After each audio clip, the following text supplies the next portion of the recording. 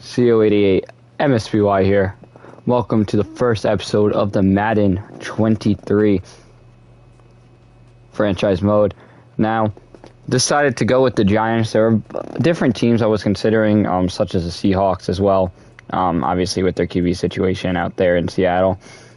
There were definitely some other teams that I was considering. Ultimately, I decided to go with the New York Giants this year, and I'm going to really focus on this series as well as bringing back the Oakland Athletics franchise, but mainly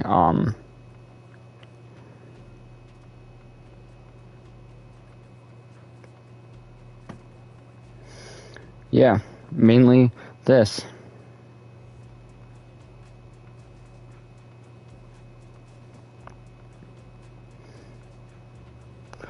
So, I guess for now, we could just go over the team and maybe make some adjustments there. I guess I don't really want to show settings right now. I'll show it before the start of the next stream. The first game isn't going to be for probably a week or so once slider sets start coming out and that type of stuff. I guess we can just go through franchise mode in general with what they have that's kind of new. Obviously, throughout the season, we'll know more stuff too. It looks basically the same, except they added the Giants logo now rather than just a guy pacing back and forth. Same thing with the news. So I guess first, franchise staff, literally the same people still for each team. That's funny. It's literally the same people for each team. So they didn't even change that. Giants always started with Todd Walters and Thomas Quinn. I'll keep them with the 4-3 under vertical zone run. That's perfectly fine because that's what I run. I run with the Brian Dable offensive and defensive playbook, obviously. Stuck that. So that's still the same. I guess weekly strategy still here. Just start training. Excuse me. There you go. I guess everyone just gets starters because it's preseason. I don't know. Whatever. That don't really matter. So we have some players ready to upgrade. Literally only one. Like I said too, I'm not really going to get anything started either until different sliders comes out, like XP and those other and like gameplay sliders, including like auto subs and all that other stuff. Head coach named Ryan Johnson. If you want to see what he looks like here, excuse me. If you want to see what he looks like here, he is. He's a stud. I think we should go with that for now. Hopefully it changes when it gets a little bit colder. And I guess now, let's just take a look at this team. So first we'll just do NFL rosters rather than depth charts. Obviously what is new is different motivations and tags. So, yeah, mentor up position, Tyrod Taylor. There you go, that's his motivation. He's currently number 1, so he's happy. Yeah. So, start at QB. We got Daniel Jones. Definitely might be a QB competition throughout the season between Jones and Tyrod Taylor. Like I said, we'll take more of a look at Tyrod Taylor later. However, right now, the focus is on Daniel Jones. I don't know. Like I said there might be. Probably not. Daniel Jones is probably the starter all the way through this year. Whether or not he does good or not, that's another story. However, with him being in a contract year, with him, being first-round pick, they already turned down his contract for the 5th-year extension. So therefore, this year is his contract year. I mean, he's interested in re-signing, it looks like, or at least overall interest. But I mean, it's because currently he's a starter. Pending how he performs, that is the real question, as I didn't mean to get out of that, but now I'm back in. I mean, his rookie year under Pat Shurmur did good. Ended up firing Pat Shurmur after Giants got killed. But Daniel Jones had a really, really good rookie year under Pat Shurmur. Okay, second year. Once again, got hurt his second year.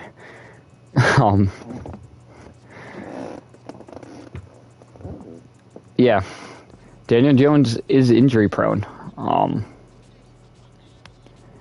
Got hurt back in 2020. Colt McCoy played 2 games, went 1-1 as a starter. Then last year also missed the end of the game. Then the offense was basically unfunctional. I like what Daniel Jones has to offer. I think he does have upside. Obviously, the normal dev is questioning if he's going to be the guy long term. That's something to look at throughout the year. However, or something to think about throughout the year too. When are we going to go QB if he's only a normal dev towards the end of the year? Is QB a concern then? Obviously, if his play is good, make the decision based off how the year goes. But obviously, there's a massive question mark at QB with Daniel Jones. Tyrod Taylor he's 33, 6'1", 217. Let me pull this up on YouTube in case anyone commented. I completely forgot.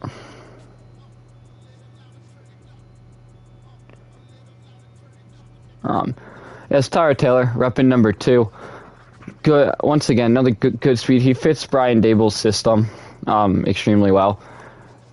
Tag, he's a mentor, which means teams are more interested in this player during free agency, and he boosts weekly experience points for other players at their position. So that helps out Daniel Jones a lot, and even Davis Webb, although I doubt Davis Webb is the future. East Rutherford counts as a big market. It's kind of close to home. He's getting... I don't know why that contract's like that. I mean, he's getting a nice contract. So, but yeah, last year with Houston, passed 5 for 5, 966. I mean, this was a guy who stepped in and was actually pretty good. He always has low interception totals outside of, I guess, last year, technically throwing 5 for 5, but like started as Cleveland 14-4. Starter with Buffalo 17-6. Starter with Buffalo 20-6. 3,000. I mean, he rushes too. But he's overall a good backup and potentially could even start over Daniel Jones if, Jones struggles and the season isn't a lost cause. But also, I'm not expecting it to be. Davis Webb here.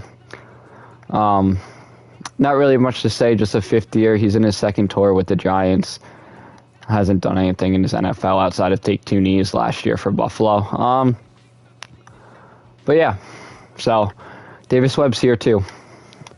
Running back, we got Saquon Barkley. Running back is also a massive question mark. Barkley, constantly injured, has not put up the numbers like he has since 2018. I mean, look, 2018 is rookie year. Thought he was going to be the next big thing, putting up, 15 total touchdowns, over 2,000 yards. I mean, this was a guy you thought, he's going to be the next big thing. Well, 2019, still had a good year. He was injured. 2020, torn ACL. 2021, got injured as well a lot.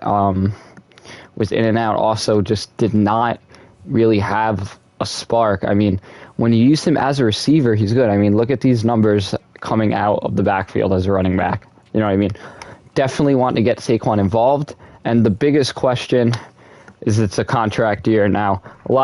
He has big interests, big market, top of the depth chart, historic interests, all that stuff. He's interested in re-signing, which is good. But like I said, Saquon is going to, I didn't mean to pull that up yet. Saquon is going to be a big question mark with what we want to do with him this offseason. I mean, right now he's the 14th ranked hatchback. He's only star dev.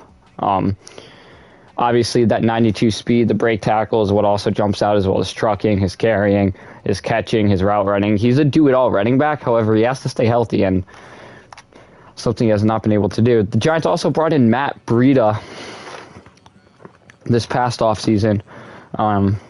Played for Buffalo last year. Kind of thrived in the offense. I thought at least he only carried 26 times for 125 and a touchdown, averaged 4.8, caught 7 for 72 and 2 touchdowns. I mean, this was once a guy who was the top man out in San Francisco back in 2017, 2018, 2019, more so 2018, 2019. Kind of split carries in Miami back in 2020. One thing is that he can fumble a lot, but Matt Breida is relatively speedy out of the backfield with that 93 speed. He's not really going to break tackles like Saquon will or truck anyone. you know, but he's a good back at moving, and that's important. Antonio Williams also coming over from Buffalo, the 2-year man out of North Carolina. He stands 5'11", 215, 24 years old. Decent speed, good break tackle, good trucking, in my opinion. Could definitely move, can catch. Also coming over from Buffalo last year, 12 carries, 63 yards, and 2 touchdowns. Actually, that was back in 2020. I don't know if that was last year, but definitely a solid back. This is a guy who I do really, really like, Jay-Sean Corbin. Not the best speed or break tackle, but he averaged about 5 yards per carry, if not over 5 yards per carry in college. When undrafted, Giants scooped him up. Has good return ability, too. That could play a factor. And also, here is the one-year vet, Gary Brightwell, who apparently only carried one time last year and caught one pass. I don't remember that. But okay, there you go, Gary Brightwell. Decent speed. I mean, honestly, he's kind of a solid back. Anyway, fullback, we have undrafted rookie from Oklahoma, Jeremiah Hall. Now, Giants cut him IRL. I don't feel like going down and signing another fullback, so Jeremiah Hall it is. Looking here at the wide receiver, this is definitely a wide receiving group that intrigues me. It's the highest paid in the NFL at $42 million, and they barely produce. I mean, Sterling Shepard is a really, really good slot option, I think. Obviously, that 89 speed, he has very, very reliable hands, that route running, the spectacular catch. Everything's there for him. Big question mark is his injury. He's coming off an ACL injury. Definitely want to try to get him involved in the slot. It's tough, too, because the Giants have, I mean, we'll cover all the wide receivers on this team. A lot of them are slot wideouts. It's like Sterling Shepard plays his best ball, in my opinion, in the slot, but so does Kadarius Toney. So does, well, we don't know Wan'Dale Robinson, but standing at 5'8", most likely Wan'Dale Robinson plays his best ball. The only guy who really doesn't is Colin Johnson and Kenny Golladay. So, just something to look at. But yeah, so Sterling Shepard's here. Definitely I'm going to keep him. See what we can work out with him here. Take a look at some of his motivations and tags. They say player will be added to the trade block. I don't know why. Apparently we don't have a franchise QB, which is what he wants. Yeah, he's kind of unhappy here. I mean, honestly, Shepard could be a potential trade block, but I had another guy in mind, and when we get to him, we will kind of cover him. Here's the 28-year-old wideout, Kenny Golladay, standing 6'4", 213. Big disappointment last year for the Giants. He only caught 37 balls for 521 yards. No touchdowns. I mean, this was once a guy with 1,000 yards in a season. And 11 touchdowns back in 2019. You know what I mean? And then, obviously, suffered that injury back in 2020. But